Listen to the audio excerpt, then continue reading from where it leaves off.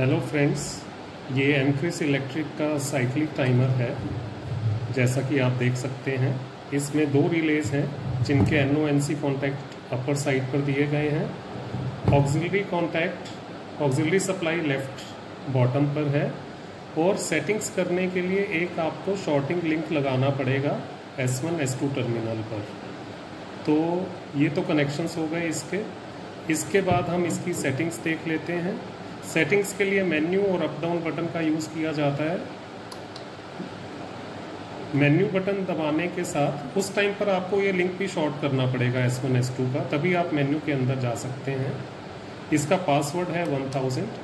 Up और down की से हम 1 2 चेंज किया जा सकता है नंबर, और मिडल से आप मेन्यू बटन से आगे बढ़ जाएंगे। तो 1000 इसका पासवर्ड है। तो क्योंकि इसमें साइक्लिक टाइमर है, तो टाइमर 1 में आप ऑन टाइम या जो फॉरवर्ड टाइम का टाइम डालेंगे, टाइमर 2 में रिवर्स टाइम या हाफ साइकिल का टाइम डाला जाएगा, और एक इसमें इंटरवल टाइम है जो कि जब भी एक साइकिल कंप्लीट होगा टाइमर 1 का या 2 का, उसके बाद इतने सेकंड तक इंटरवल टाइम भी चलेगा बीच में। तो पहले हम टाइमर 1 की सेटिंग कर लेते हैं। ये सेटिंग आप देख रहे हैं, ये मिनट्स और सेकंड्स की सेटिंग है। तो हम 99 मिनट 59 सेकंड तक की सेटिंग कर सकते हैं। जैसे कि अभी ये टाइम 10 सेकंड के लिए सेट किया गया है। तो जैसे ही ब्लिंक हो तो उस डिजिट पर आप इस टाइम को कम ज़्यादा कर सकते हैं। अब ये टाइमर 2 पर आ जाएगा। सेम तरीके से आप टाइमर 2 का भी टाइम सेट कर सकते हैं,